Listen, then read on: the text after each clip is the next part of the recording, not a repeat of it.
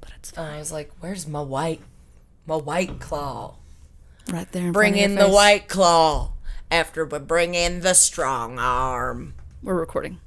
Good. Speaking of strong arm, I just talked to my Frank Azar lawyer today. Oh, did you? How'd that go? You gonna get some more monies? He better. He better bring that strong arm back. Oh, he's gonna bring it, girl. Because my fucking knees and my back and my neck are fucked up. Hashtag 30ish. And that's not even from the accident. No. I mean, yes, it is. It is. All of it is. It is from the accident. That's the point. I know, I'm sorry. Fucked it up. I know, I'm sorry. Anyway. I'm such an ignoramus. Yeah, anywho. Yeah. Howdy, Shay. Howdy. I'm gonna move this closer to your face. Move it. Oh, Like that. yeah, that is... See how that works? You don't have to get super close. You could like sit right there. Even like right there. Oh, right here? It's actually better that way. Oh, it's See? better. Yeah, I just need to get it in front of your fucking I don't mouth. need to go like this. Sure don't. You don't have to put your fucking nose all on that, so I don't have to I'll like never spray it down learn. later. I'll never, ever learn. It's fine. It's good. It's good. It's better. How are you, Shay? How is your leg? It's Do you guys remember that Shay fucked up her leg? yeah. It's And by leg, I mean your ankle, kind of. yeah. It's like my leg ankle. I don't know. Your ankle? My ankle. It's pretty nice. No, it just hurts because I think all the swelling went down, like I said last week, and now it's like gone down even more. So it just hurts if it's not on this cast. When? Which makes me think I might have like had like a tiny like little break, but contusion? yeah. Just kidding. So I can't. Not a contusion. I Yes, know. a contusion. I I've been watching like too that much word. ER.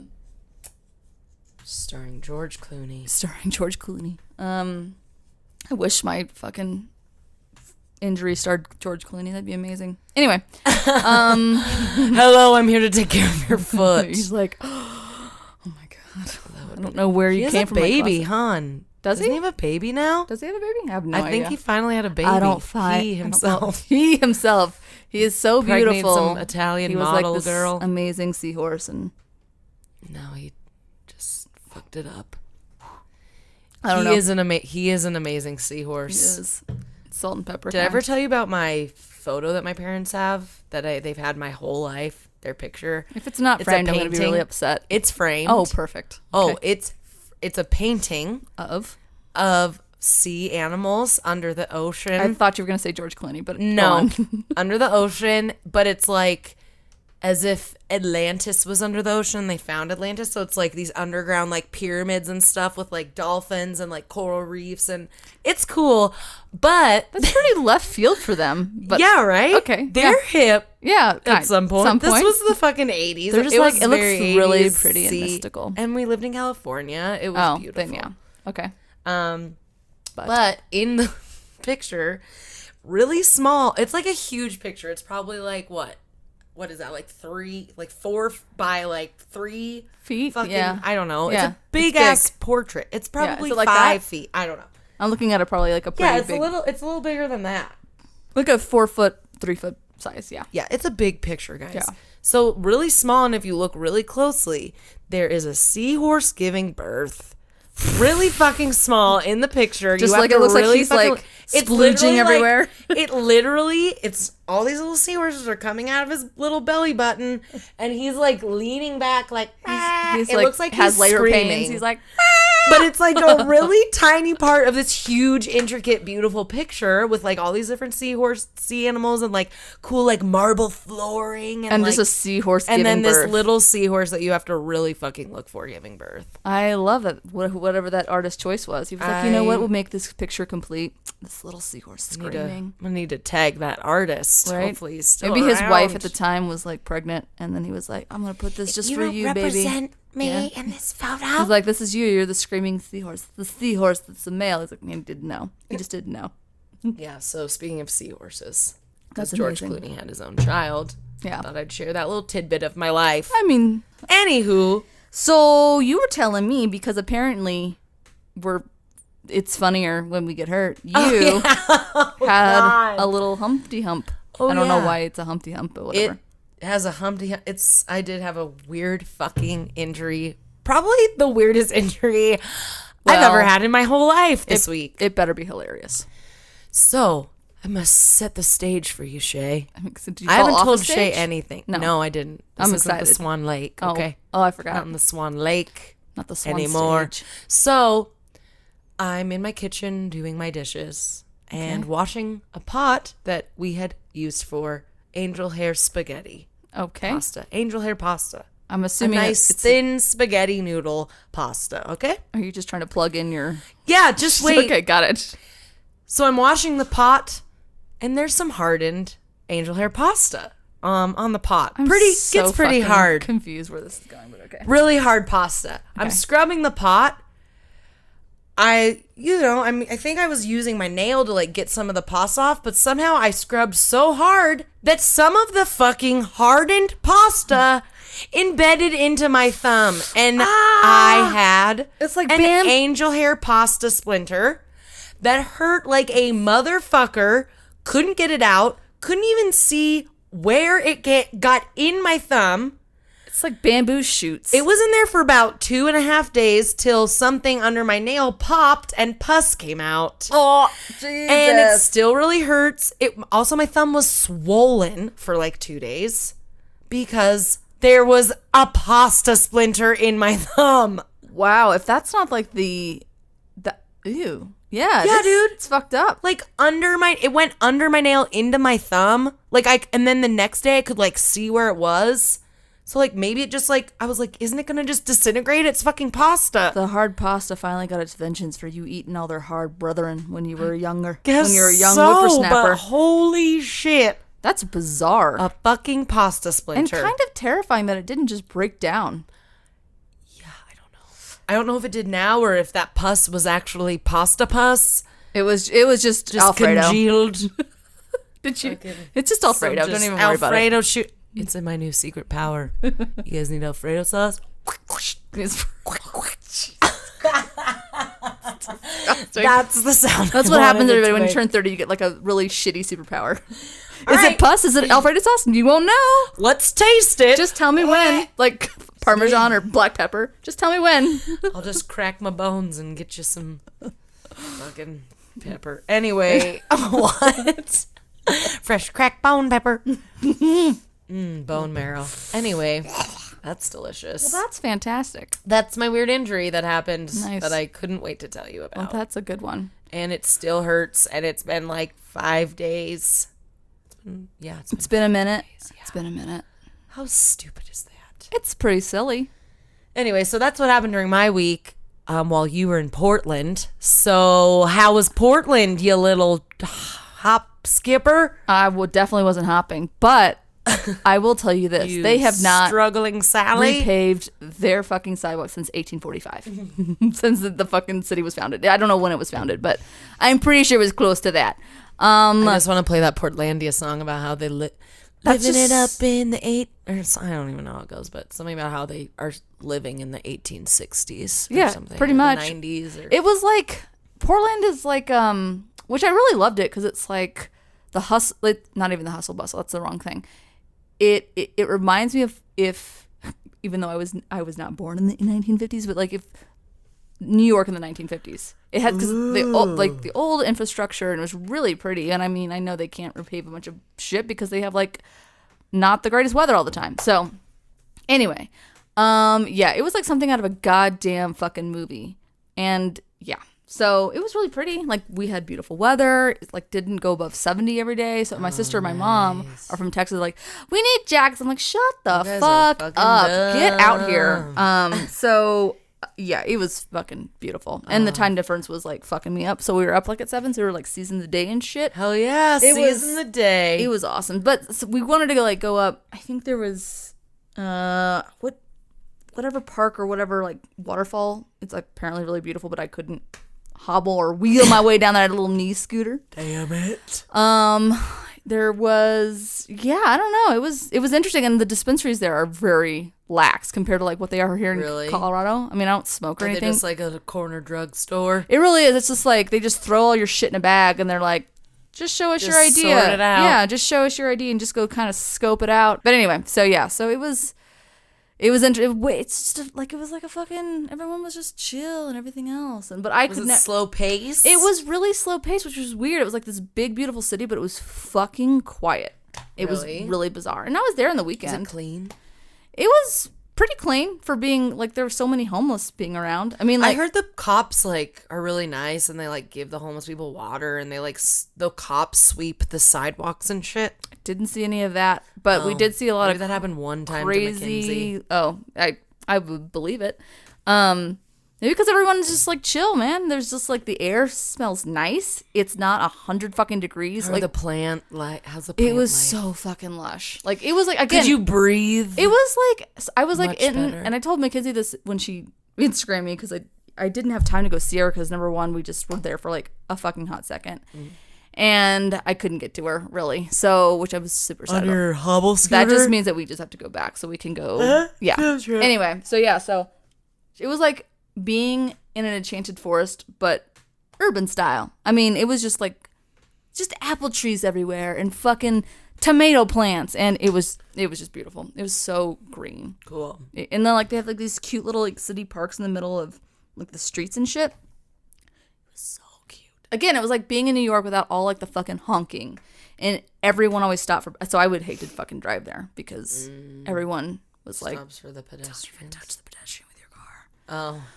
But yeah, New York, they're like, run them over! run them over, move out of the way. I thought I was going to die a couple times. No, my sister actually, she didn't run anybody over, but we were downtown a lot. So, and since everyone's, so we're in Austin, they have a big kind of, they just have a lot of homeless people, and but they're way quieter in Texas. And my sister's like, why are they? I'm like, just because it's fucking hot there. It's 100 degrees. Here it's like fucking 70, so they're way more active. So we there was a couple of them that we were just like, let's just go on the other side of the street, because they were talking about like slicing up our bodies and shit like that. And there was one where Wait, the homeless people were? yeah, sure were. So we were just like, well, that's cool. And I'm like, maybe because they could sense that I could only scoot so far or whatever.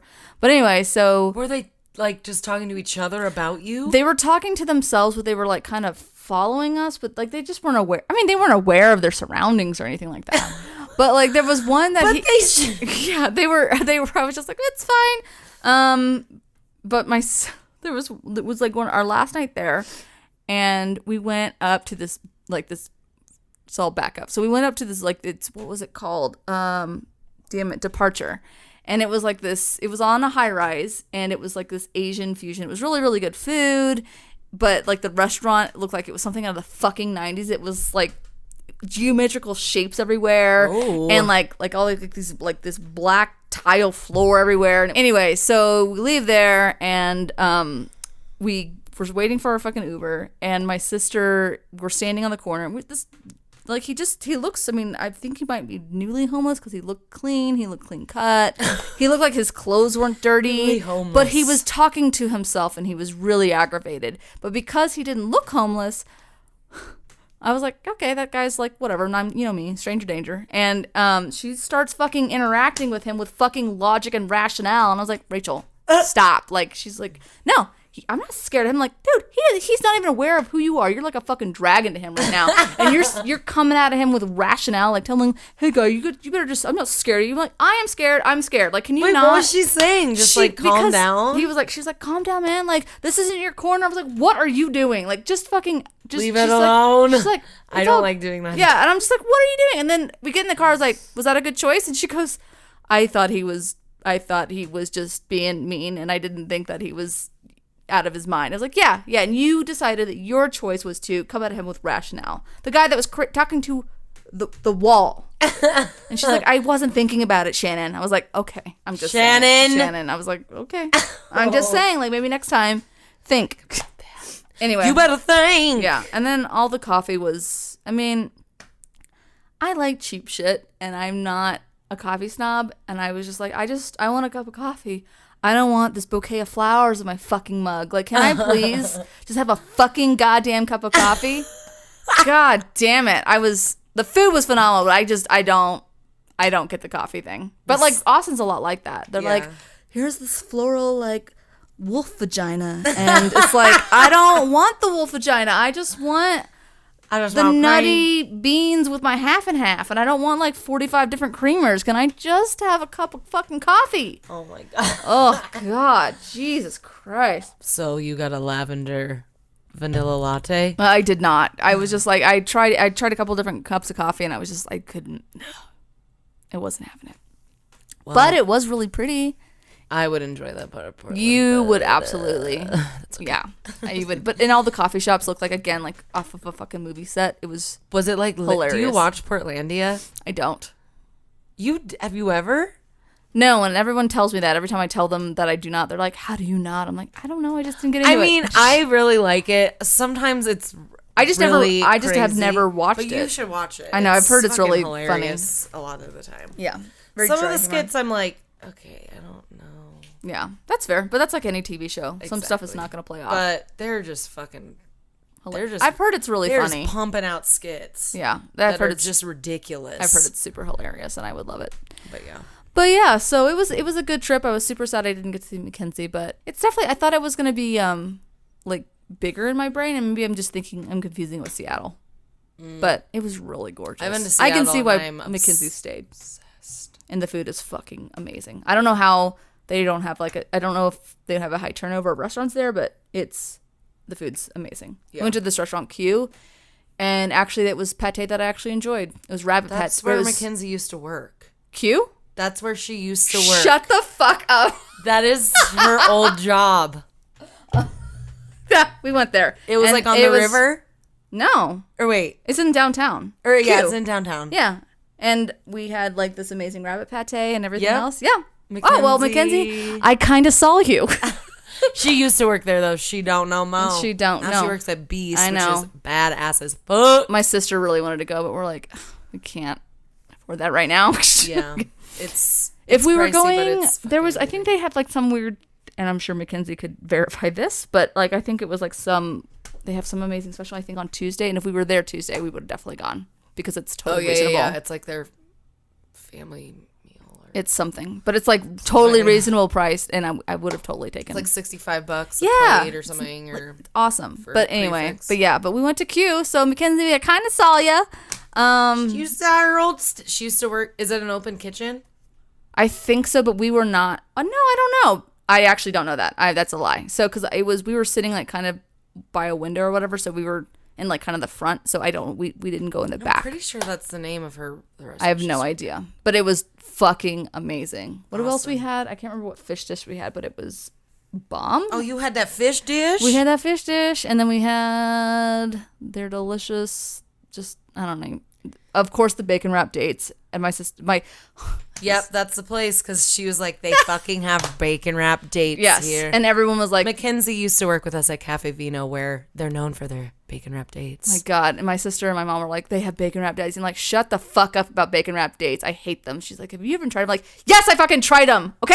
I can't look at them anymore. Just shut up about them. Jesus Christ. So they were like, these are amazing. I'm like, they're not that amazing. Like, you just threw yours on the ground. Yeah, so they had bacon wrap dates and Rabbit pate. rabbit pate. And that was pretty bomb. Oh, I I'm actually proud liked of it. you. Yeah, it was actually pretty good. It was It's really not actually. Yeah, it's not as like bitey. Yeah, that's what it was. So it was just I just liked it a little bit better. It wasn't so intense. Yeah. Cool. It was good though. So yeah, that was my little trip, and then we went to this other good place. It had amazing biscuits. Is it Biscuit? I don't even know what it's called. It's Biscuit Company. I don't remember what it's called. No. I don't remember because it was kind of a daze for me. I was just like, can I just get to point A to point B without crying? That's not true. Good job. It was a good time. Was it a good little workout for your little leg? I feel like by the end of this is gonna be like a Popeye leg, my left leg, and this is gonna be like a little like fucking leukemia patient legs. I don't know why they're leukemia. Oh my God, we should just move on and dive into the stories before All I start. right, what did we roll? What are Holy- we drinking? We're really we got good real today. fancy. We're drinking some White Claws Bree today. has to work after this, so we're keeping it light. Yeah, and I'm getting the rest of my tattoo done. So Bree's gonna go cook for someone after this, so she can't be drinking. Yeah. So what'd you roll? to anybody's surprise, I rolled crime. I don't know how I keep getting so lucky. And again, seriously, guys, You rigged the dice. if any of you guys, like Jay, you're being an asshole. You need to stop No. doing crime.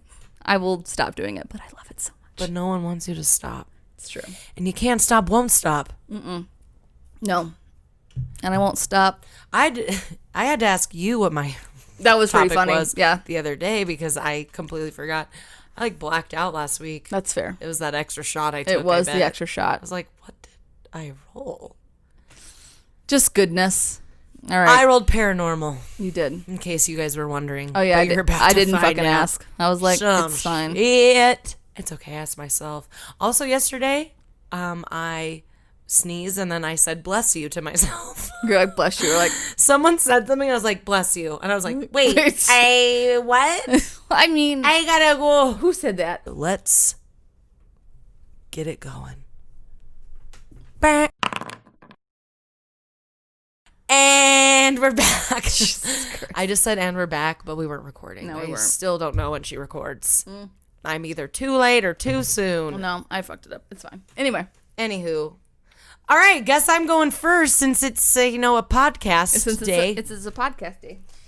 Let's get into my unvelcro that boot. You better get comfy, Shay. Getting a little tight. Better It's get getting a little comfy for my ghost story. tight. Okay, here we go. Where we heading today, Bree? We're going to Glenwood Springs, Colorado. Shay. Haunted there? Is the springs Oh, haunted? one of the oldest hotels is there, and it is fucking haunted. Well, not going there. I'm glad you're Oh, telling we're me going. now. We're not going. Oh, we're going. Glenwood Springs. Have you ever been to Glenwood Springs? I have not, but my friend It's is so getting cute. that's getting married is from there. Oh. I need to go. I'm hoping at one point we're gonna go. Yeah, it's about an hour. It's right off I-70. And then if you drive an hour into What the are they mountains, you go known to for? Aspen. Glenwood, they're known for their springs. They're hot springs, guys. They're natural ass hot springs that are wonderful for your body and healing for your soul. You should be a tour guide. I should. Mm-hmm. So today we're talking about the Hotel Colorado. Is it like Hotel California but without singing? Apparently, these people are not living it up in the Hotel Colorado because they did. Because they did now. They got zingers over at 30ish. All right, let's jump on in. All right. All right, so the Hotel Colorado was built in 1891, and it's opened its doors in 1893 with 191 rooms that rented for as much as $3 a night for the most luxurious accommodations. It was also opened 8 years after the town itself was incorporated, so it was like the first hotel, and it's one of the oldest hotels in Colorado, apparently. Badass. It was built to attract wealthy and elite people to the wild frontier mining town that was Glenwood Springs at the time. Ho doggy. And yeah, so they just wanted to attract some rich ass motherfuckers to come stay at their hotel. I dig it. It was a sandstone building, which was not like anything in Colorado at that time, really. It was like modeled after a 16th century Villa de Medici in Italy. It was also the area's first electrically lit hotel. Ooh, So they that's pretty fancy. They're fucking fancy. It Eat your was heart out, Stanley. complete with a Europe. I know. I think it's a little smaller, but well, 191. It's probably around the anyway.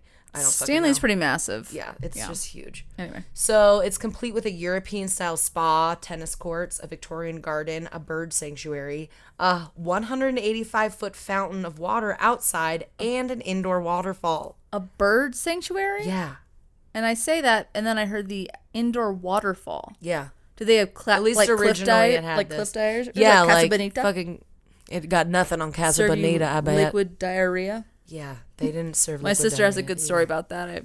If she's when she's in town, we'll have to have her on and be like, tell her a story. All right, this is your Anyway. Casa Bonita story. Oh God. Ugh, never been. Don't plan on Free sopapillas. That's the best part. Also, they imported 2,000 rose bushes and 12,000 yards of carpet. Oh damn! they These were guys building. are fancy. So during the heydays, the hotel was hosted illustrious guests such as President Theodore Roosevelt, President William Taft, and it was a favorite hotel of the unsinkable Molly Brown, who's from good old Colorado. Yeah, she is. Um, Margaret. In the 1920s, the hotel became a playground for a number of Chicago gangsters, including Diamond Jack Altery, the Varane brothers, and most notably Al Capone. And it was speculated that while staying here, Al Capone used the lift, the like elevator lift, as an escape route on more than one occasion when the hotel was raided in search of him. So he would use that Holy and it still shit. runs today. That's pretty He used to badass. jump in and out of there. Wonder if that's where he's hiding. Fucking Haven't they not Glenwood found him or something? Is that Al Capone? Who is that? No, That's he someone was else. executed, I believe. Jerry. I don't know. Jerry. Jerry Seinfeld? He's just hiding in the elevator. He's just like, and what's the deal with this elevator? That was really good, Jerry Seinfeld, Shay. I know my friend Kurt would Did be very we proud of me. record that? Yes, we did. No, I know. I pressed pause the entire time. Anyway, go on. All right, Al Capone. We should have like a yeah. bum, bum, bum. So during World War II, the hotel was actually utilized as a naval hospital. So the Navy like rented the hotel to house all these like fucked up people from the war. Wow. All the way in Glenwood? Yeah. That's kind of weird, but okay. They're like, Yeah. hey, we know your face is blown off, but we're gonna travel you up by locomotive I don't know. for a 4-day tour to the Glenwoods. Yeah, But I don't. what I mean, like, Yeah, if who that was, knows? like, but if that was But like, I get it. If that was they the didn't most, have anywhere, I guess. I get it. Okay, anyway, It go was on. it was a building that had a lot of rooms and big basement. So the basement, there's 2 huge ovens supposedly used as the crematoriums for the many military personnel who died there during What? World War II. Yeah. Wait a minute. So they were just like, you know what? Yeah, this they is a built- good space. Let's put a crematorium Yeah, underneath the hotel. in the Because like, basement. what's that smell? It's like it's just We're the bar- just cremating the body. We're just cremating the bodies. Don't worry about that. Those are just the birds that couldn't survive in the bird sanctuary. Exactly. What the fuck? Yeah, so Just put some incense in Margaret's room. It'll be fine. What the fuck? Okay, go on. yeah, so the 200-room hotel housed as many as 500 invalids with war-damaged bodies and minds. The billiard room was converted to holding cells, and the basement was converted to a morgue and a cemetery. Yeah, no wonder this place is fucking haunted. Gross. Yeah. What the fuck, Glenwood? And then in this one article I read in the Denver Post about this man that like goes and visits, and he wrote an article about his visit there. He's been there like 25 times or something. Anyways, but he says, Is he like a the paranormal researcher? Is that what he is? I don't. I think he's a writer for the Denver Post, Okay, and cool. he was just doing a little Cool. excerpt on it. But he was saying the crematory overflowed with bones that were used to reinforce the hotel's stone and rubble foundation. What? I guess they just needed extra material. Oh, we don't have any cement, but we can have these bones, and we'll just grind this up and put Just some. go down to the Bourne Gardens. Right? We'll make a paste. What the fuck? Yeah, and there's This also took a bunch hard of doors. left turn. Holy There's also a lot of doors with like no keys and no explanation to like what's behind the doors or what the rooms were for. So that's the hotel. So it was restored Okay, back to America. its glory days, and they changed hands after World War II. Oh, and God. after it. Oh No, you're fine. Keep going. after it was a hospital. And then it was restored back to its glory days as a hotel in the 90s. Okay. And today, 131 of the original rooms are available to guests. And however, they're not the only occupants of the historic site. Yeah, no shit. It's home to many ghosts of guests that have died in the hotel over the years, as well as old staff. And some say that the Ute Indians, when they were displaced from the land in 1880, put a curse on the land where the hotel now stands, which accounts for some of the hauntings as well. So we got crematorium, like Holocaust style, and then we have an Indian just some burial ovens. ground kind of voodoo, not voodoo, but like fucking medicine doctor shit. Perfect. That sounds like a great combination. So it sounds like a nice place to stay for the night. Yeah, we're not going anywhere near there. Thank you very much. So, Fucking witchcraft. one thing that happens a lot is they find keys or files that turn up missing, and then they reappear in the exact place that they were missing. This literally So yeah, makes me want to vomit. I'm just gonna start talking about the ghosts because Yeah, mainly do it was it. a lot of ghost stories, specific ghosts. Do they do really quick? Are you gonna get to this? Do they do tours? They do tours. I They would- do. Okay. Would you do that? I don't know. We'd have to stay very far away from the hotel. I know. Jesus Christ! I thought fucking Alice was bad. Okay, go on. No. Lucy? Lucy, like, Alice, Lucy whatever. told me to tell you her name was Lucy. Stop it. Ah, why did I get out of Don't bring that fucking bullshit in my house. Get out. Anyway, She's out. yeah, she is. She was never here. No, she was.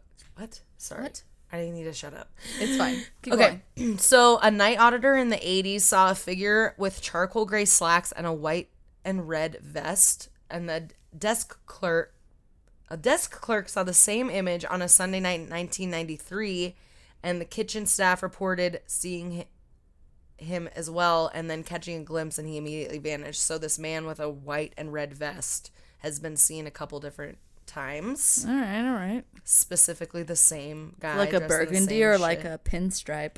I don't doesn't know. matter. It I don't didn't know. Say. So, the night auditors and staff also say that weird stuff happens mainly between the hours of 2 and 4 a.m., which Of makes course. a lot of fucking sense. Fucking witching hour. The elevator moves back and forth between floors with no one on it.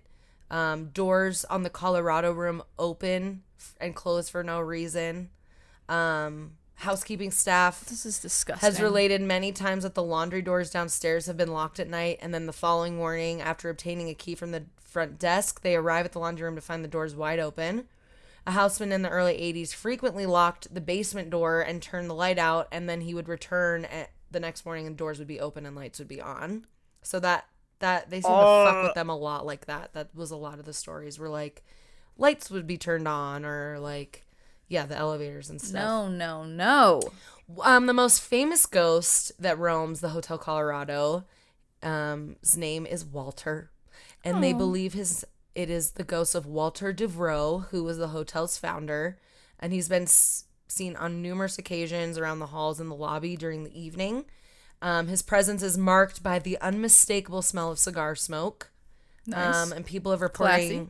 reported smelling the aroma of cigar smoke in the lobby and at the front desk when no one is smoking, and the hotel isn't even allowed smoking inside for years. So it's really out of the blue. That's what my papa does, apparently. I've never smelled it, but You I have different family members. That's pretty cool. Yeah. I mean, I'll smell it it's one terrifying, day. but yeah, you will I'll smell it. smell it.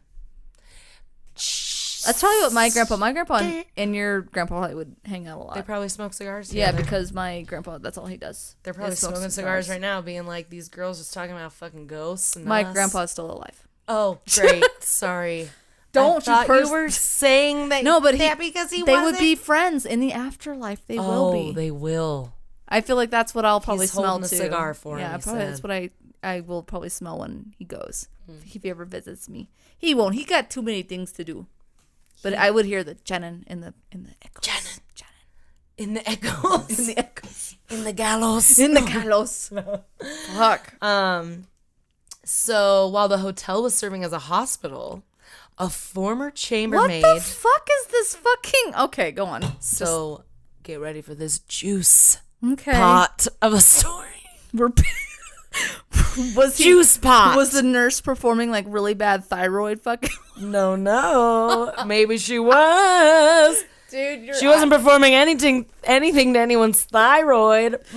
just maybe close to their inner thigh. Maybe they're star fruits. There No. it is. So a former chambermaid by the name of Bobby, which also someone talked about the same ghost, but her being named Florence. But this other story that's the same story said her name was Bobby, and it was on the actual hotel's website. So I think Bobby was her name. Bobby. All right. Bobby McGee. No. So a former chambermaid named Bobby was murdered when she became part of a lover's triangle. A disheartened patient that she was banging on the side hold a heavy white pitcher at her in a jealous fit over a handsome miner that she was also banging from Aspen God and damn, killed her Bobby. and murdered her. So many Bobby guests was busy. say that they smell a perfume in the Devereaux dining room, and it's believed to be Bobby's. It's a little musky. It smells of gardenia, which was very popular back it's in the not 30s musky. and 40s. And it's a perfume that you don't really smell anymore. So it's like, why is this just showing up? So she, she might have been a chambermaid, but she liked to treat herself and like fucking She got wanted nice to for her smell gentleman callers, or were they ladies? They were gentlemen, They were I gentlemen. believe, yes. All right. Her screams apparently can still be heard from the areas of the hotel. And Wow. it said the room that she died in has so much activity that it can't even be rented out anymore, and it serves as a storage room. I would definitely Perfect. would not be that employee that I would just draw straws every time. Like, hey, you gonna get the mop? Fucking no, I'm not. I am never getting them up. I will use this fucking cloth and I will mop the floors with that. Fuck you. Yeah. So in 1993, a houseman named Dave was doing his nightly rounds in the basement when he saw an old woman peering into the window with her hands cupped around her face. And the window well was quite deep and usually required a ladder to get into. So Dave thought that she might have just fallen in and like hurt herself. Yeah. And so he walked across the room to turn the light on. And then he turned back to the window and she was gone. Fuck that. She definitely didn't fucking Spider-Man out of there. I don't think. She was an old lady. She was a radioactive. So Marvel at another character. time, a security guard named Richard was conducting a nighttime tour of 6 Richard? people. And the group was standing outside the office of the executive housekeeper when they heard 2 women talking and a typewriter clicking in the next room. They looked in the room and there was no one there. And then there was never a record of a typewriter ever being kept in the room that they heard typewriting. That 6 other people heard. That's disgusting. Um, This just sounds like my also- nightmare. it's also 1993. Uh-huh. Apparently a couple things happened in 93. Okay. A man and his wife were staying in room 661. There's like 2 big suites up there. And the man was feeling ill, so his wife opened the windows, thinking the fresh air would do him good. When she left the room, another woman came in and closed the windows, saying they needed to stay out of the draft. When the man's wife came back in, she reopened the windows, and this process repeated for the entire 3 days that the man was sick. You didn't leave the fucking room? Jesus Christ. I don't know what to do but awkwardly laugh because that's terrifying. Yeah. Yeah. When the man's wife came back, I already said that. So, and they aren't the only ones to have noticed a woman in 661. Many guests over the years have reported seeing a woman standing over their bed in that room, usually wearing a floral dress. Nope. And this woman is said to be Molly Brown. Shut That's actually up. her room, too. Ooh.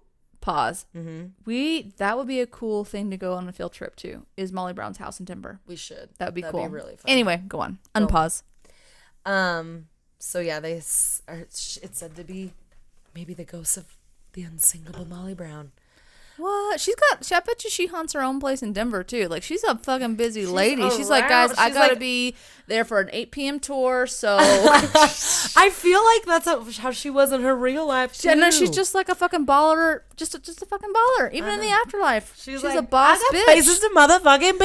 I got people to spook. I got people to see me. Got people to show myself to. It's true. Gotta get out of here. Fucking Kathy Bates. Good thing I can be in 20 million places at once if I want, I because know. I'm a motherfucking ghost. Right? Does it work that way? I don't I know. don't fucking know. Ghosts, get back to me. Actually, don't. Please don't do don't that. Don't ever get back to me. I'll ask my spirit guides for the answers. Anyways, so I'm sure. here's another story. Keep Okay. them going. Just There was a lot. It's okay. Mine's kind of long today too. So after extensive remodeling, workmen applied wallpaper to the walls in room 551. The next morning, it was all down, rolled neatly on the floor. They re-glued the paper twice and with the same results. Exacerbated, they left for the night, leaving 3 rolls of different paper on the bed. The next morning, the paper from the bed was on the walls and the others were on the floor. The mystery wallpaper remains on the walls today. Oh God, gross. Oh, that gives me the chills. One night, a night auditor passed through the Devereaux dining room numerous times between 11 and 7. In the early morning hours, a candle appeared on one of the tables, lit. It continued to be lit until the restaurant staff arrived at 6 a.m., and they swore that the candles were all removed at closing of the evening before. And it couldn't possibly have burned all night unless it was a 6-hour candle, and it wasn't. And the same Bath and Body situation Works can do occurred that. many times, and that same situation occurred many times during the summer of 1992. So the 90s were pretty haunty, probably because that's when they were like remodeling it and like bringing it back. They're like, "Fuck you guys, we're gonna show ourselves to ya." Ugh. I don't know, Gross. maybe not. Yankee Candle, eat your heart out. So, and on the same day that they found the candle, Yeah. 1992, And 92. the morning clock, the morning cook The morning arrived at click 6 in the clock. morning. He heard plates stacking in the Devereaux dining room. When he walked in, the sound stopped. He returned to the kitchen and the noise resumed. After this occurred several times, a white misty cloud appeared in the kitchen and moved into the dining room. Mm-hmm. It was chased out of the dining room and then passed through one of the waitresses. Oh, lovely. And then she had just wonderful fortunes for the rest of her life. She did. She lives a happy life. So the last thing I'm going to talk about is some paranormal investigators that went and investigated in September of 2006. And there are these paranormal investigators from Grand Junction, and they said that they experienced the most activity on the 3rd and the 5th floors. And in the center of the corridor on the 3rd floor, in front of room 325, they recorded like really high electromagnetic fluctuations. And their needle was pegged at 10 milligauss, which is the measurement of magnetic flux density, which is basically just ghost shit. Hashtag science. Basically, I Googled a lot of shit about it, and I was like, wow, everything that I'm reading about this is See? getting more confusing. See, I bring in the murder in anything that I do, except for like maybe like that episode on Teddy Ruxpin that I did, but because that would be really weird. But you bring in science. I want you to know the reasoning. It's true. I like it. I like happening. I like the way you roll. So anyways, it was pegged at 10 milligauss when their baseline readings for that area were 1 to 3. And then they felt immense cold and a heavy feeling in that area as well. A second area of heightened electromagnetic energy was on the 5th floor across from room 551, that's the room where the wallpaper like was on and off the walls, room 551. So they said that they received a lot of activity across from that room, and they discovered a locked, unmarked door with electromagnetic fluctuations ranging from 8 to 10 milligauss when their baseline readings for that area were between 3 and 5. How is like not the basement the most fucking place that has the most activity? I don't know. Where the crematorium happened, And their they bones knew were they were grounded for going the to die, cement so they were blocks. able to leave, and they didn't have guess. to linger their spirits around. Or they just got to the 3rd floor and they're like, well, I guess this is where we're at, boys. Yeah. Anyway. Oh, I forgot to talk about this one little girl. I just realized. Oh, God. I Why gotta does it talk always about a the little fucking girl. little girl? All right, let me talk about the little girl real quick. Okay. So it's believed that this little girl fell from one of the balconies while chasing a ball. What? And many of What the kind of guests... 1920s bullshit is that? The 1920s, dude. You just fall down elevator shafts. With Jerry Seinfeld. Hey, guys. Just kidding. That's Harry Carey. Okay. I know that was. So, If the moon was made out of ribs, would you eat it? if the building were made out of bones, would you go visit it then? Oh, you wouldn't? Me neither. Because I don't want to die. All right. See you next time. Bye-bye. That was pretty much on point. Thank you. That was straight off the dome. Straight off the top. No. Anyway, the little I like girl it. that fell from the balcony. Oh, she didn't fall down an elevator shaft. It was a balcony, Shay. It's like the She poor just girl needed to that get her little fell. ball. It was like the poor girl that was running from LaLaurie, and she jumped off the balcony to her death. Anyway, flashback. Fucking evil fucking woman. Yeah, she was psycho. Anyway, go on. Sorry. So many of the guests have seen a young girl wearing Victorian clothing, playing catch with their own children, or just playing with the ball in random parts of the hotel. Now, is it like a ball, like those red like dodgeballs, I think it's like a round little ball. or like a tiny like a marble size ball? I think it's like I'm being an asshole. I know what you kind of ball are. it is. Yeah, it's like it's a fine. fucking play ball. All balls are play balls. You're a play ball. Anyway, it's like a little. I imagine it being like the size of a little. You mean like one of those bouncy balls that you, not like a small bounce, like the ones that you can like Yeah. hit toward the wall? Not like an actual like Like round the ball? old Victorian ball. Like when you say like see Jane play, and then like a like little you smaller see than like a baseball. really, I would imagine it's like being like more of like a ball, like a dodgeball. You know, like That's and use too like big those for like the little ghosts. like the. Shut the fuck up. Okay, go on. Sorry. She played with a fucking ball. Okay, I don't know if it was a soccer ball. I don't know. I don't know if it was a goddamn croquet set. I don't know the circumference or the diameter. croquet ball? I don't know. That would hurt. Have you ever played with a croquet What if ball? a ghost just threw croquet balls at people? That's like throwing like fucking little cannonballs at somebody. Jesus Christ. I do like a good round of croquet though. It wasn't a bocce This ball. is going to I be don't fucking so know. much fun to edit, just I by the bet. way. You're like, oh my god, I hate this. No, Anywho, I so actually she love wears this. Victorian clothing. She plays catch with people's children. Okay. That's terrifying. So in 1987, an older lady called the front desk and asked the night clerk if he had given a key to a little girl. The lady was in bed and the girl was standing at the bed's foot. This lady returned for several years, always to the same room, and she told the desk agent that she visits with this little girl, and that's why she would always Why stay in does the she same room. return? If I Maybe ever they were kindred spirits. Maybe she let her free. If I ever saw a little girl on the side of my bed, I'd be like, well, gotta go to the Motel 6. Fuck this. No way. I know, if anything ever. I would be going down to the fucking La Quinta. Down the way. They got a breakfast buffet and no ghosts. They got continental breakfast No goddamn ghosts. and laundry service. Now La Quinta. Jesus Christ. Have you ever been to La Quinta? No. I mean, hashtag sponsor us. We're staying there on our tour. Oh, perfect. So yeah, so across from room 551 is one of the other places that they had the highest ratings. Okay. And they later learned that the unmarked door in front of room 551 is a door to the attic. And other guests and psychics reported that a male spirit inhabits that area, and it was possibly one of the workers who helped construct the building in 1893. And once they concluded their investigation, they experienced an interesting phenomenon in their own room. Did They were concluding, yep. So while they were going over the data collected, the light in the room would turn itself off. Clarissa, who was one of the Does she explain it all? investigators, she explains it all.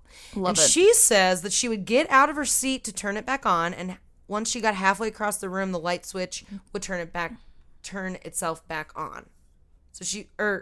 Back off. Gross. After playing this game a few times, Clarissa asked the spirit to please refrain from turning off the light for a while so they could get some work done. And the spirit stopped until they went to sleep. So they started falling asleep, and then the lights all turned on. And in a sleepy voice, Clarissa responded, "Very funny," and then the light went out. And they said this phenomenon reminded them that while they're gaining knowledge about ghosts in the spirit world, they still know more than we do and have the upper hand. That's what the investigators said. That's The ghosts have disgusting. the upper hand. That's disgusting. Nope. No, they don't. I mean, It They doesn't can do matter. shit. Like, but it's still gross that It's weird. ugh.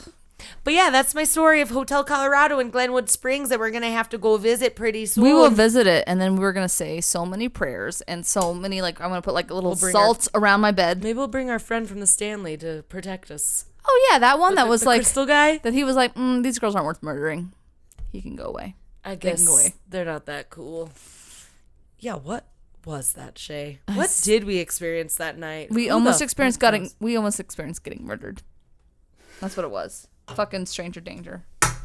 Anyway, we're gonna keep this train moving. All right. That was a good story, though. I really enjoyed it. That was probably it's way more haunted than Stanley, for sure. There But seem to be a lot honestly- more ghosts. But I think really more the Stanley gets that kind of That rap because that of the rep movie. because of the movie. So I feel like if Stephen King wasn't there, I feel like they would be like, oh yeah, we have like some ghosts, but it's Oh, not for that sure. horrible. There wasn't a Exactly. fucking crematorium in our fucking basement. Jesus. That one is probably way more. It is probably. You're right. Most haunted place in Colorado. Oh, and then my mom, I drove her to the airport this morning, and she was like, she called me, and she's like, Brianna, I was walking down the Sky Bridge, and there's a whole wall dedicated to hauntings in Colorado. And I was like, Mom, did any pop out to you? She's like, I didn't really read it, but I thought maybe you could come here and do a podcast. I was like, yeah, we'll just walk across the wall and say, this is what we're reading. Your mom's adorable. It was nice. Thanks, She Jan. thought of What's her me. name? Bonnie. Bonnie wasn't even close. My cousin's name is Jan. I'm a psychic. You knew. I knew it. Yeah. Oh, speaking of psychic, I did a lot of tarot readings on myself this week. Why? Did you ever do tarot? Not on myself, because I don't know what the fuck I'm doing. I mean, I Were you don't know if I did. I'm 30. Give me some guidance. I was like, what's this card say? They were all very relevant every time I did it. So, very true to what I do dealing Oh, with so right you just now. pulled cards. Yeah, It's I not pulled like, cards. Oh, I I didn't, do. like, I give do myself a Yes, tarot I do reading. that. Yes, for sure. I mean, isn't That that a shit's tarot cool. reading? It is. No, cool. you do like a whole thing, but I guess you could describe it as a tarot reading. Well, one of the tarot. So I acquired a tarot pack from my friend Kevin that I used to live with. okay. Kevin, the girl Kevin. What is it? Kevin and Bobby? Like we got some We got some. fun names today for Kevin's ladies. dope. She's from Mississippi. She lives in Portland right now. Oh, You fuck. could have said hi to her. I still can't damn believe it. I went to fucking Q, and it's just like, oh, see, that's why I loved everything, because Mackenzie had made it at one point, She did. and I love her. Anyway, But anyway, so I acquired this tarot thing from when I lived with Kevin, and it like has a little pamphlet inside that says like, okay, you cut the deck in 4, and then yeah. It gives you the whole thing. Mhm. yeah. So I did that, but then I also just pulled some tarot because I was babysitting my nephew, and my sister has like a couple different decks, and I just pulled some Nice. of her different ones. Those are and fun. They are really fun. Because sometimes they're completely on point, and you're just like, is it chance? Yeah. Or is it the stars? I think it's. I set my intention right, so hopefully That it always was- helps, for sure. I don't know. I dig it. I've been listening to some podcasts about it, so I was like, I'm gonna test it out. Yeah. So, anyways, I enjoyed my tarot that I played around with this week. I dig it. You dig it? I dig it. Can you dig it? Anywho, so into crimes. Here we go. Jesus, crimes. Okay. Are you ready? Are you ready for a good time? Mm-hmm. Well, it won't be, so sorry about it. I need to fix this. I'm here for nothing but a good time, Shay. Are you sure? What's that Kiss song? Kiss Something but a good time. I don't know a whole lot of Kiss shit. I need to tighten that up. But I obviously don't either. it's fine. It's fine. It's fine. I know that Okay. one guy has a real long tongue. Oh, yeah, because he cut the little... What's it called? Did Where he you- cut it? I feel like that's how he did it, was that he cut I that thought little... he just had a real Russell Simmons. Is that his name? I mean, it could just be that, too. I don't know. What's I the don't. exercise guy's name? I don't know his life. The exercise guys? Russell, is that Russell Simmons? Do you mean Richard Simmons? Yeah. Jesus Christ. I just needed to make sure I had my two straight. He's that really cute guy with the fro and those really pretty pants. They're very stretchy. And a really happy attitude.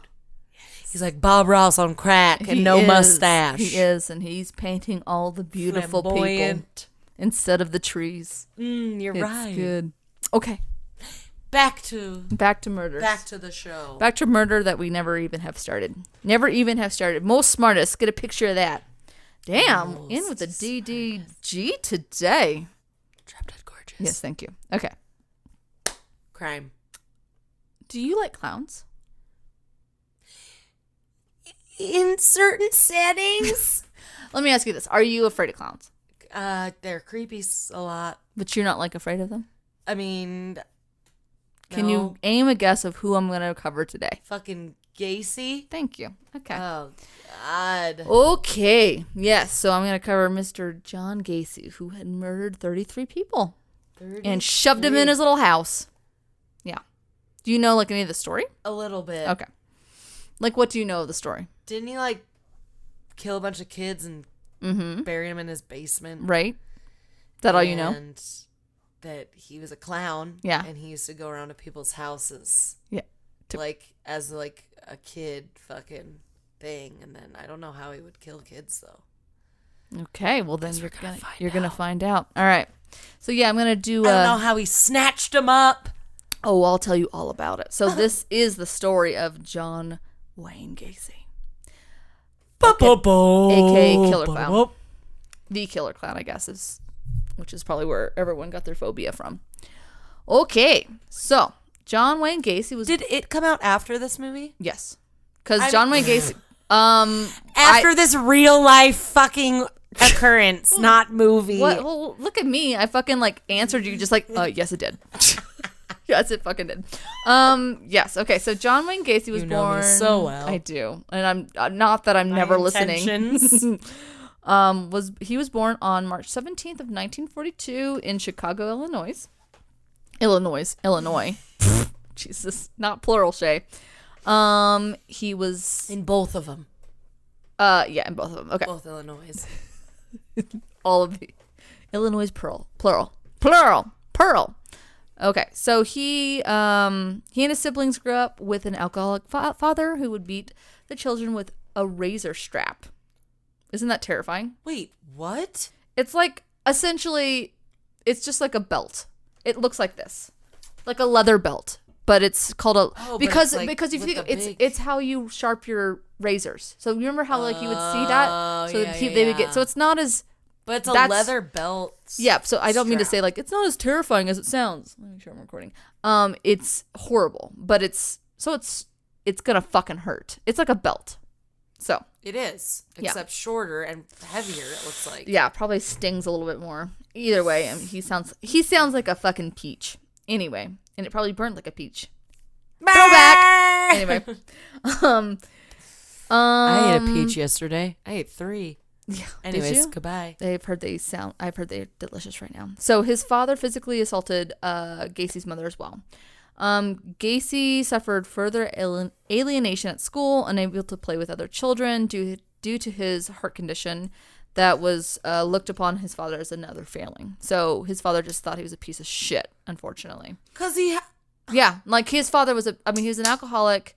He was like one of the probably like those rigid dads in 1940s that, probably didn't say I love you ever and was a fucking, there was that's not just in the they- 40s. No, I know, but like, But even, no, I know you- they were yeah. rigid. They were just. It was a different time. But this guy, obviously, it was not all like that. They were not all like that. But this guy was like the extreme of that. So, he later realized Gacy did. He later realized he was attracted to men and experienced great turmoil over his sexuality, obviously because of his father, because that was one more thing to disappoint him, quote unquote. So, Poor boy. I know.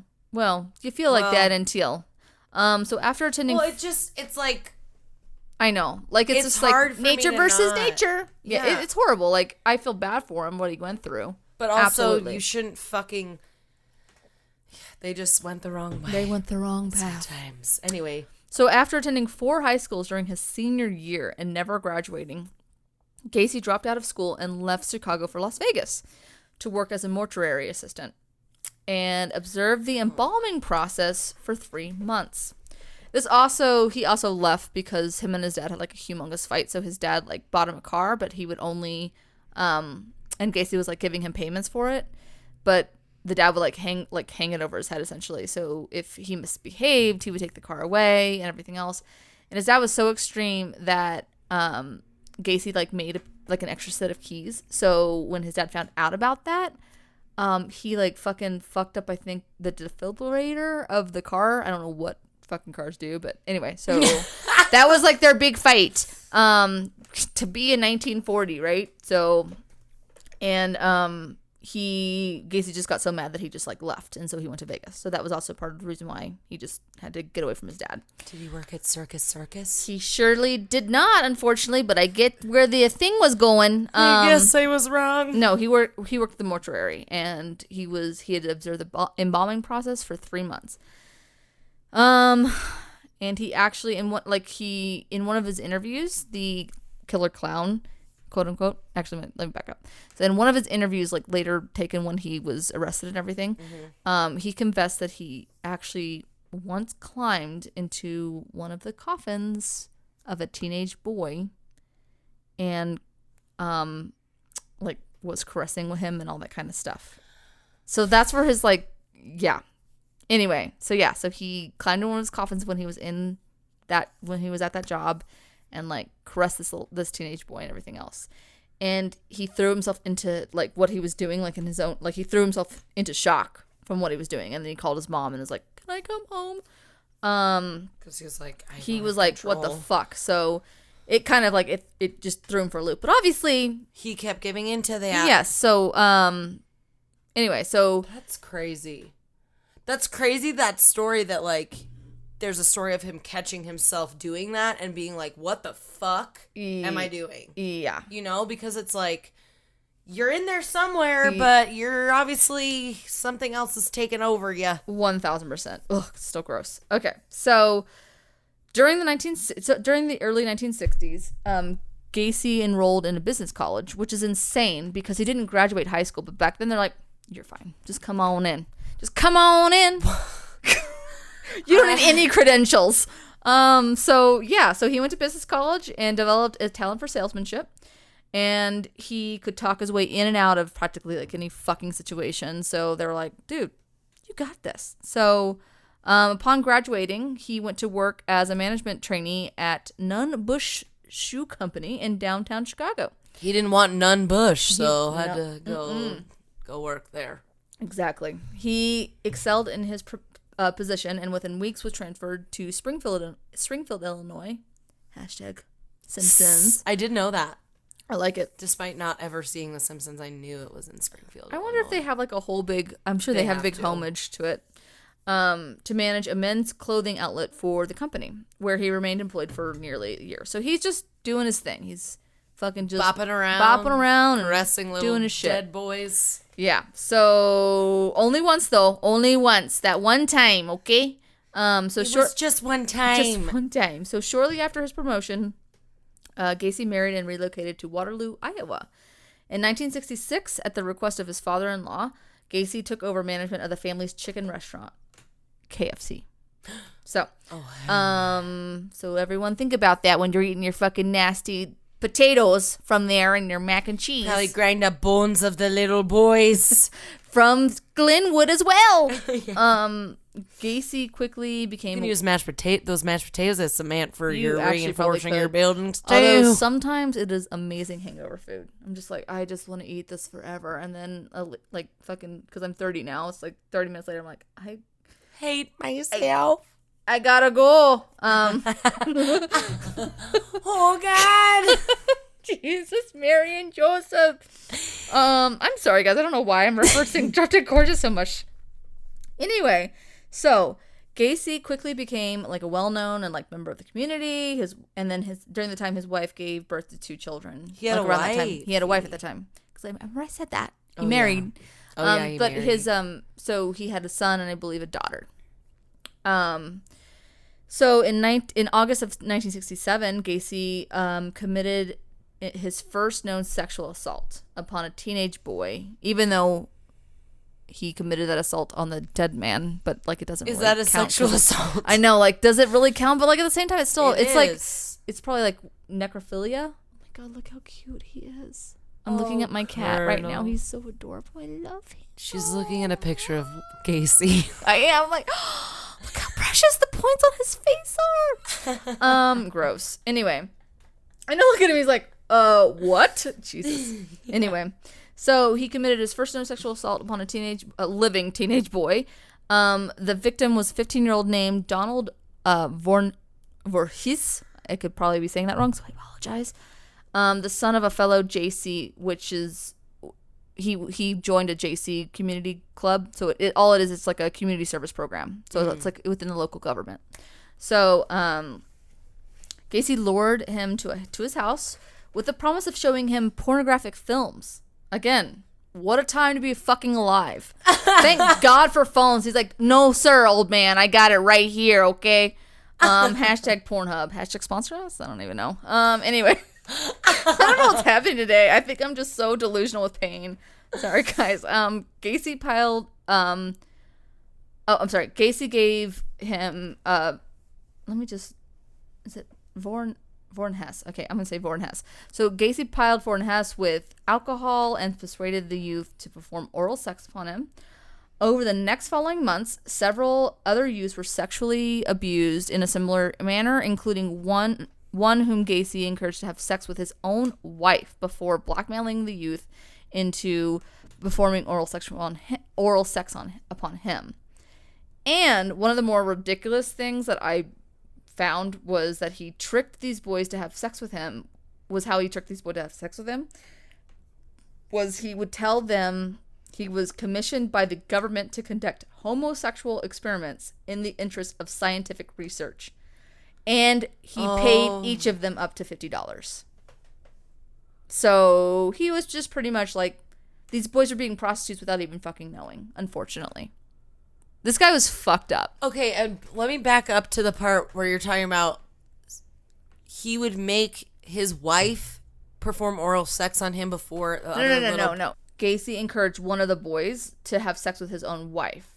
And then, like, he was, again, remember this guy's like a salesman. He convinced the little boy to have sex with the wife? Like one of the youths. Because it was not just... Did he? Yeah. The wife let him? Yes. Like, they're all fucked up. So the wife knew about all this shit? Kind of, yes and no. So, like, he was, like, doing, like, basement parties and shit like this underneath, like, so it was, like, wife swapping. So his wife knew what was going on, in kind of a roundabout way. So he was a fucking shady dude. But, like, think about, like, this is how he was, he was a salesman. So who better to fucking convince and manipulate than fucking 15-year-old boys? So he got one of the boys, he convinced him to have sex with his wife. Probably telling him, it's fine, don't worry about it. And either the boy was drunk or he was just like, oh man, this guy's like whatever, and he's a 15-year-old boy with hormones, and he's just like, okay, perfect, whatever. And then Gacy turned around and said, blackmailed him and said, like, if you just suck my fucking dick, then I won't tell on you or whatever. And so the little boy these are little boys, they're 15-year-old fucking kids. So yeah, so this guy was just using all of his fucking skills just to have like a fucking playground of fucking just depravity. That's fucked. Just disgusting. Oh. So, but Warren Hess, and I'm probably saying that wrong, but that's fine. It's not fine, but at least this guy survived. But he eventually told on him and he actually told his father, and his father pressed charges. So Gacy was arrested and charged with oral sodomy. Gacy pled guilty in the sodomy and was sentenced up to 10 years in Iowa State Men's Reformatory in Anamosa. His wife filed for divorce following the sentencing. Angered, Gacy informed her that he did not want to see his children ever again and would henceforth consider her and his 2 kids dead to him. Good. Which probably was the best thing for them. Thank God you feel that way, because we feel the same. She's like, Feelings okay, mutual. bye. I won't. That's fine. Keep your fucking KFC money. I don't give a shit. Bye-bye. Yeah.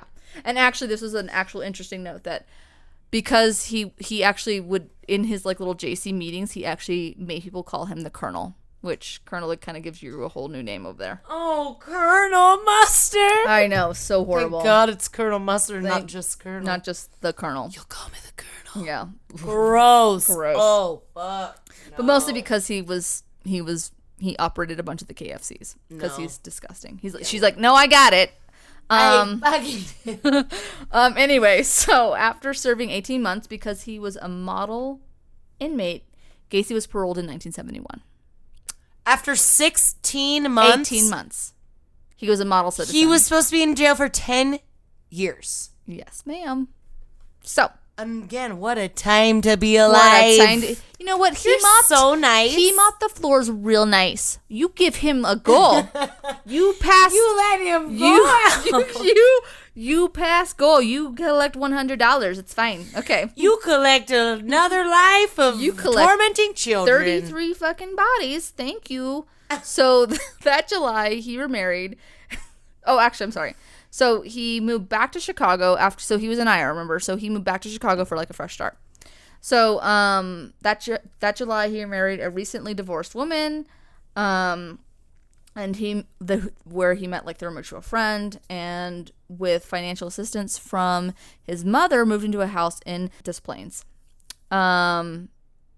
In February of 1971, Gacy again ran into trouble with the law. He was charged with the attempted rape of a young man, but the charges unfortunately were dropped when the victim failed to appear in court for the hearing. And because he didn't do that, because he just failed to appear in court, it didn't get reported to his parole board. So which would have been a violation, obviously. So it never got, I don't know, like they just said like it never got reported. He's that better not be how things go nowadays. Who fucking knows? The prison system is a little crowded. Anyway, so it never got reported, so that's why he didn't end up back in prison. I know, it's definitely a head slapper. So so when he moved to Chicago, he actually started his own construction company called PDM. You want to guess what that stands for? Don't think too hard. It's painting, decorating, and maintenance. Super riveting. All right. So his neighbors in Norwood Park considered Gacy's gregarious and helpful. He was active in the local community and hosted annual summer parties. Just an all-around cool guy, right? He also became active in politics, in the Democratic Party politics. So initially offering the labor service of his PDM employees for free of charge. Can you imagine? Be like, dude, no, fuck off. Like, I'm not. You go lift the heavy shit. I'm not doing that. Like, you can pay me for my fucking time. In 1975, Gacy was appointed director of the Chicago's annual Polish Constitution Day Parade. He supervised the annual event from 1975 until 1978, when he got arrested. Through his work with the parade, Gacy met and was photographed with First Lady Rosalind Carter on May 6th of 1978. Did he get her panties in a twist? Oh, no, I don't think so. I hope not. Jesus Christ. No, he likes the boys. Oh. So he was also a member of the local Moose Club, and Gacy became I bet he was. He liked all the antlers. I don't even know. Gacy became aware of the Casey became aware of the Jolly Joker Clown Club card, whose members would regularly perform at fundraising events and parades, in addition to voluntary entertaining hospitalized children. So in late 1975, Gacy joined the Jolly Jokers and created his own performance characters, Pogo the Clown and Patches the Clown. Patches. But everyone really knows him as Pogo the Clown. Or the Killer Clown. Gacy designed his own costume and taught himself how to apply his own clown makeup. But actually, it's kind of noted that he always painted his clown makeup in points. But actually, a lot of professional clowns actually kind of were saying that actually that was not how professional clowns really do it, because they do it in round circles to not scare the kids. So I don't think he probably was doing it. Like it was all probably subconscious that he was doing it, but it was weird. Aggressive painting. So, but a lot of clowns are like, no. A lot of all the clowns that they interviewed. Anyway, so the professional clowns that they were like, no, that would scare children. So, anyway, so he was doing it fucking wrong. Like everything, like in life. He was like a democratic. Yeah. So he was just he was just really just part of the government, or the local government. He was part of the community. He was busy. He was active, and everyone thought he was like this amazing guy, and he was just wonderful, and he was sweet. That was his persona outside of his fucking demon house that was going on. So during all of this charitable events, during all of that charitable service, he killed 33 young men, ages 9 to 20 years old, and shoved them in all the nooks and crannies of his fucking suburban home. So that's what. So all of that. All of them were in his home. Yeah. So all of that. Well, 29 of them. So all of them. So all that what I was just saying is that when all of that was going on, he was killing people. So the murders. The murders. So his first murder dates back to January 2nd of 1972, when he killed a 15-year-old boy by the name of Jack McCoy. Gacy was driving past the Chicago bus station when McCoy caught his eye. McCoy was traveling from Michigan to Omaha, but was required to stay the night in Chicago due to the departure time of the next bus. Gacy lured McCoy in by asking to join him in a sightseeing tour around the city. Again, what a time to be alive. To be like, yeah, stranger, it's fucking fine. Yeah, don't do that anymore. That's for damn sure. Yeah, exactly. Somebody walks by me too close. I'm like, what are you doing? Anyway. Seriously? Jesus. Gacy promised that McCoy could spend the night at his house and would have him back to the bus station in time for the departure of the next bus. Unfortunately, McCoy never made it out of Gacy's house. Early the next morning, McCoy was making breakfast for the two of them to show gratitude for letting him stay the night. I know. McCoy had a kitchen knife in his hand when he woke Gacy to surprise him that he was making breakfast. But Gacy didn't realize it, that's why he had the knife in his hand. And he murdered McCoy. Gacy later told police that he wrestled the knife out of McCoy's hand by slamming his head against one of the bedroom doors. Once Gacy managed to obtain the knife, he stabbed McCoy in the chest several times until he stopped breathing. And after Do you murdering, think that's a true story? Or is that like Gacy's? yeah, no, this is Gacy. This is all from Gacy's words. So do you think that I don't think I think he was going to murder him no matter what. Yeah. I think he was downplaying it. He stabbed McCoy in the chest several times after he stopped. Oh, okay, I said all that. Okay, after murdering McCoy, Gacy proceeded to cover the child in concrete and bury him under the crawl space in his home. Oh my fucking... Yeah. That was number one. Look how cool he is.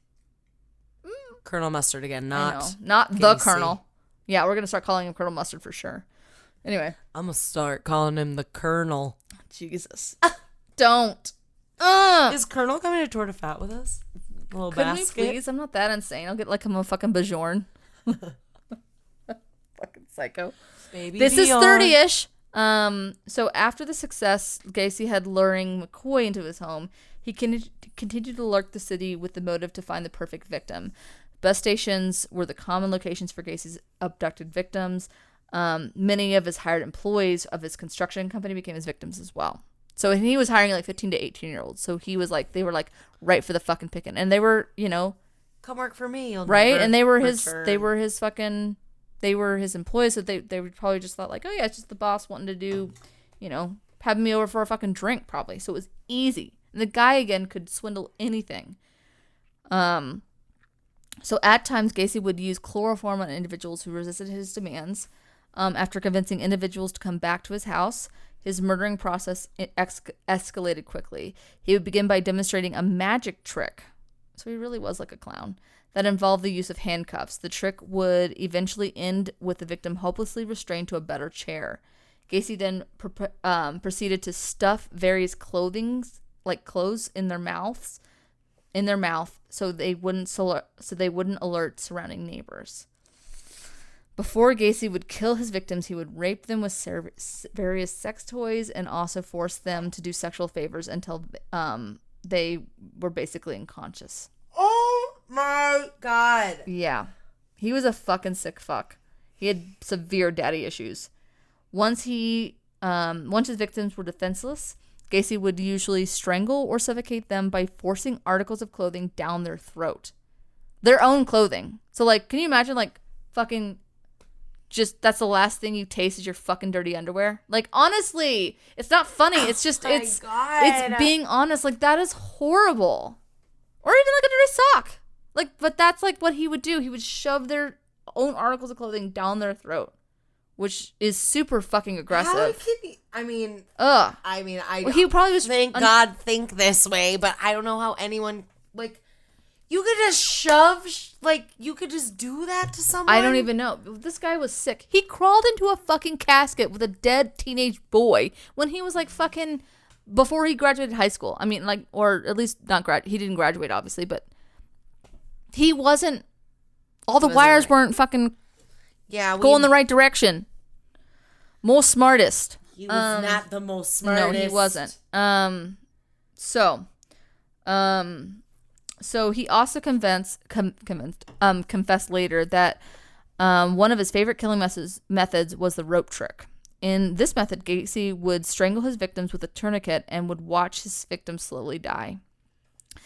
Sweet. I know. Very just awesome individual. This is my favorite. He even told police that sometimes his victims would convulse for 1 to 2 hours before they actually died. Other killing techniques that inspired Gacy would included ones that he read from the Houston mass murders. Most of his Oh, murders were Texas. most of his murders consisted of only killing one person. However, on occasion, he would do doubles, quote unquote, where he would kill 2 boys in one night. He was just a fucking sick fuck. Yeah. Yeah. So, Oh my God. Gacy, because apparently during these killings, sometimes he would actually even orgasm. Like, he was a sick fuck. And so he described it as being like the ultimate, like Pleasure. Yeah, the ultimate pleasure. So, yeah, it's just a fucking sicko. It's just disgusting. It makes me want to vomit in my mouth. So Gacy's... Ew, that makes me feel really gross. Yeah, so Gacy's second wife... I don't want to go anywhere now. I'm clean. I need to take a shower. Jesus. Gacy's second wife divorced him in March of 1976. She felt she could no longer cope with the marriage due to her husband's unpredictable moods. And in 1975, he actually came out to her as bisexual and just ceased like any sort of intimacy with her. So she was like in a loveless, sexless marriage. So, and I think she actually knew kind of what was going on because maybe not that he was killing people, but she would like when after he announced like I'm bisexual and he had sex with her on Mother's Day and said like that's the last time I'm having sex with you, and so which is fucked up. But she would actually watch him go into like the garage with boys. So she had to fucking know what was going on. And again, it was a different time. Like nobody said anything, which was unbelievable. Yeah, she was just like, well, I'm married and I'm a woman and I can't say shit. And it was later found out that there was actual neighbors around his house that after he got divorced, they kind of know that he was acting a little bit more weird and everything else. But they actually said they would hear screams coming from the home and nobody fucking said anything. Ugh. But it's just, it was a different fucking time, but still, like, can you imagine hearing screams and go like, what was that? Like that just must be him lifting weights. He just probably had a hernia or something. I hope he gets to the doctor soon. Like, what the fuck? Anyway, so after the divorce, the number of murders Gacy committed started to increase. He discovered various ways that he could hide and dispose of the victims' corpses. The most like a fucking game. Ugh. Oh my like God. a shitty Jenga puzzle in his fucking house or Tetris. The most common disposal area was found in the crawl space. Yeah, I know, but it's just true. It was found in the crawl space underneath his house. Various reports say that 29 bodies were found buried underneath the crawl space. Gacy used a product known as quicklime to help dispose of some of his victims' corpses so that the crawl space would remain maximum capacity in his words. And so, like, Disgusting. No one ever suspected him for how many years? Because again, like all this was happening at the same time. What I was telling you, like he was a member of that community. He was gregarious and he was like amazing. And he hosted several parties, but I think he never allowed anybody to go into his home, so nobody ever knew.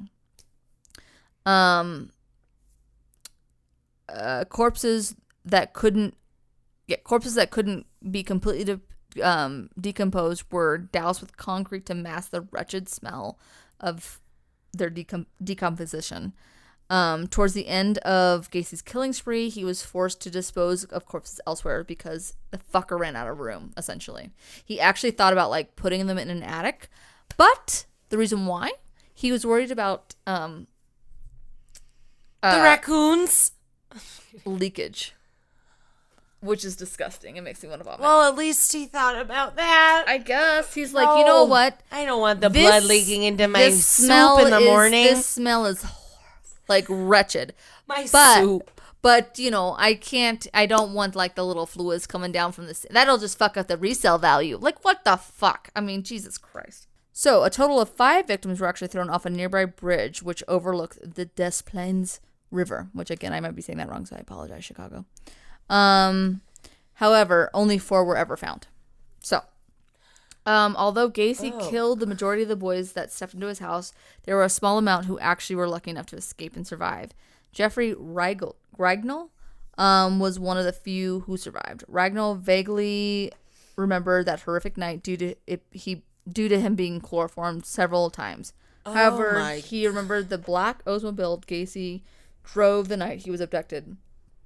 He and a group of friends, Ragnall, and a group of friends noticed the same car about a month later and followed it back to Gacy's home, where he quickly went to the police and to press charges on Gacy, which helped lead police to the arrest of Gacy. So fucking good, get Johnny. it, fucking Jeffrey, whatever. But awesome, good for having some balls of steel. So Gacy's 33rd and final victim, Robert Peist, was killed on December 12th of 1978. Before going over to Gacy's house, Peist told a close friend that the reason he was going over to his boss's house was to discuss the future of his job. Shortly after he went missing, his friend told police that what he had last heard from Peist. When the police arrived at Gacy's house for questioning, they noticed an abnormal stench coming from inside. Yeah, 29 or 20 bodies in there? Fuck yeah. Police had already been skeptical because of the pending charges from Jeffrey Ragnall had pressed. So they proceeded to obtain a search warrant, and once inside, police quickly took Gacy into custody when discovering the first of 29 bodies that were scattered throughout his home. So thank God for these two guys that were just like, fuck you, Mr. Clown Man. Mm-hmm. So, and thank God for fucking... Thank goodness they spoke up. Thank God somebody at least told about the buddy system. Like, he died, but at least his friend was like, yeah, he at least told me that he was going to fucking Gacy's house. So, see, always tell a buddy. Yeah. In case you did. So on December 22nd, 1978, Gacy confessed to police, telling them that he had murdered approximately 33 young men over the past 7 years. He also drew them a detailed map to the locations of the 28 shallow graves under his home and garage. Well, so, damn, at least he drew him a map. I guess. So further, he admitted to dumping... Oh, sorry. He also then admitted to dumping 5 others into the river, essentially. Oh, and there's a couple down in the river. You gotta go find them, though. Okay, so... Oh, my God. So Gacy told detectives that there were 4 Johns. There is... he later explained that there was John the contractor, John the clown, and John the politician. The 4th person went by the name of Jack Henley. So there are only 3 Johns, you dumbass, and 1 Jack. Jack was the killer and did all the evil things. So at this point, he's just trying to like develop an insanity case because he's a fucking salesman. So Gacy's murder trial began on February 6th of 1980. So like a year he sat in jail essentially because so a year. In the Cook County criminal courts building in Chicago. During the 5-week trial, the prosecution and the defense called more than 100 witnesses to testify. The defense strategy was to establish that Gacy was insane and out of control at the time of the killings. And after the closing arguments, the jury deliberated for only 2.5 hours. Only for 2 hours before finding Gacy guilty of murdering 33 people. So thank God that they were like, yeah, you can. It took them 2 hours to decide that? Yeah, I'd be like guilty. 15 minutes. Guilty. Are we unanimous? Okay, good. That's because true. But even obviously. like 2 hours is pretty still, fucking you're right. fast for nowadays. Like sometimes it can take a week. So on March 13th of 1980, Gacy was sentenced to die.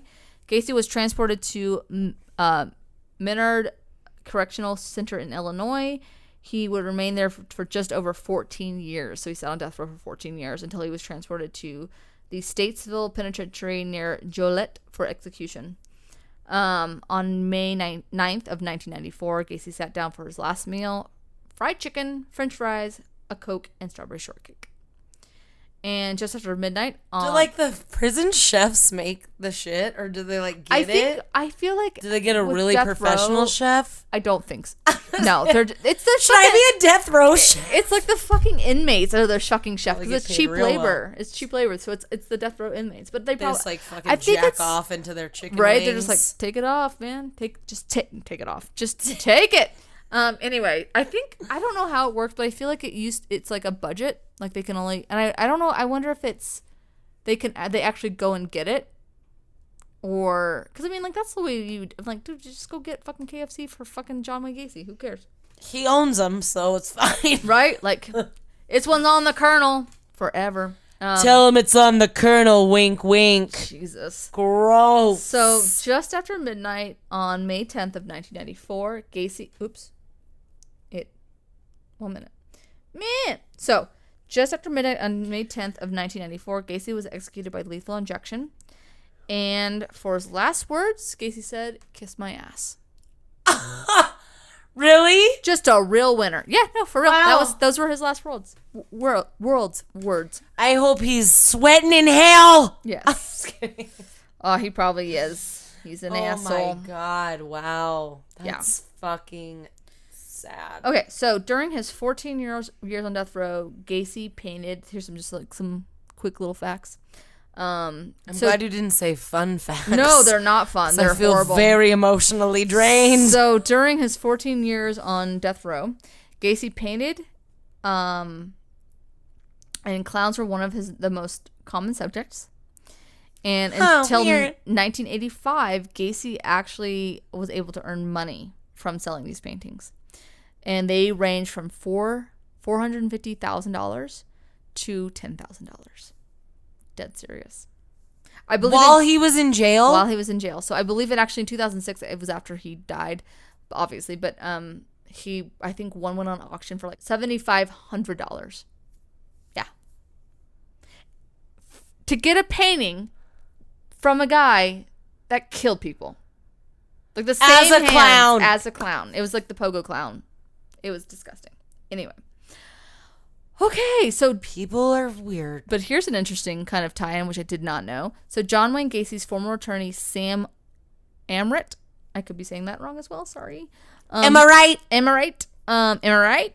So, who heard Gacy's original confession to over 30 murders, later went on to author the Missing Child Recovery Act of 1984, which removed the 72-hour waiting period to begin the search for a missing child, which then later became the Amber Alert. Boom! Yay! Full circle. Bringing it back Yes, to it's awesome. the other episode. It's amazing. That is fucking badass. Wasn't that? I never knew that. That was pretty fucking That's badass. sweet. Yeah.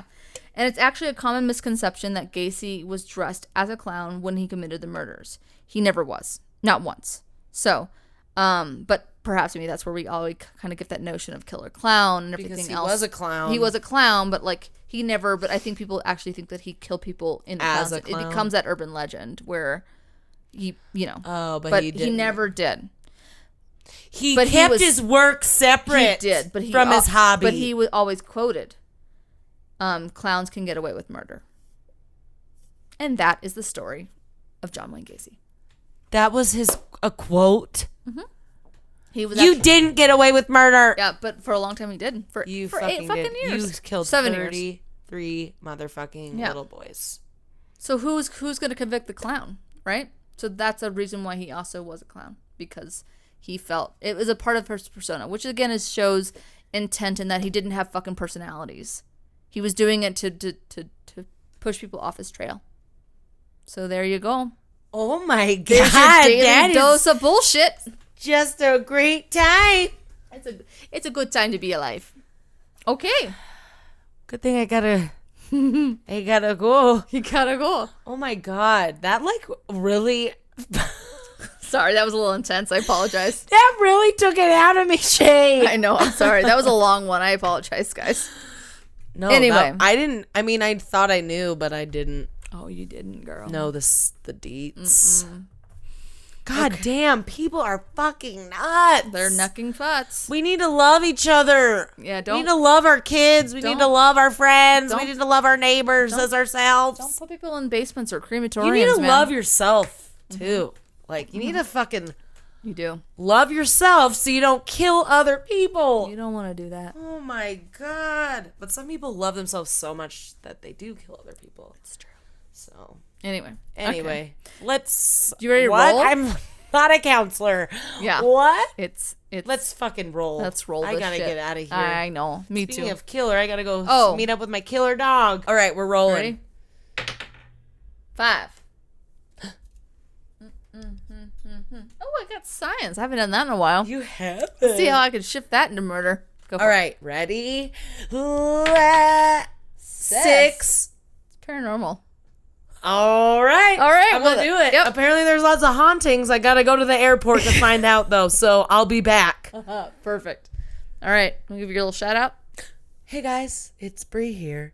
Welcome to the podcast. Jesus Christ. Actually, it's the end. But if you want to go follow us on Instagram, you should. If you want to be our lover. You got to get with our friends. So be our friend and follow us on Instagram. Or if you like anything that we said during a podcast, shoot us some messages. Shoot some love. Let us know what you're thinking, what you're liking, what you're not liking. We're trying to keep this moving. You guys are still listening, so that's sweet, and we're loving that. So we're gonna keep it going, but let us know what you're thinking. We love you guys, and we do get some DMs, and they're fun. Yeah. We should start shouting them out. Maybe We should. That would be nice. that'll be fun. Like Caddy. She's awesome. Caddy light. Oh, one shout out to Caddy. Last week I talked about how I've never been to Tour de Fat. Me neither. Which I thought I said in Fort Collins, but apparently I didn't say that because technically I've been to Tour de Fat, guys. I've been in Denver when I was 19, Oh. and I couldn't legally drink there, and I had to go to Ours work is the like next the original day. because we're in Fort Collins. Exactly. So I It's haven't the been to the mothership. OG. Yeah. I haven't been to the OG Tour de Fat. Caddy called me out Yeah. because She's like, Caddy you used to dumb bitch. Yeah, Caddy lived with Kevin too. Oh, there you go. Hey, Kevin. I don't know if you listen, but what's up, girl? Anyways, follow us on Instagram. Show us some love on apples if you want. Apples? on apples. It's next to the pears. It is. Jesus Christ. And be a peach and keep listening. We love you guys. Thanks. Yeah, we'll see you next week. We'll see you next week.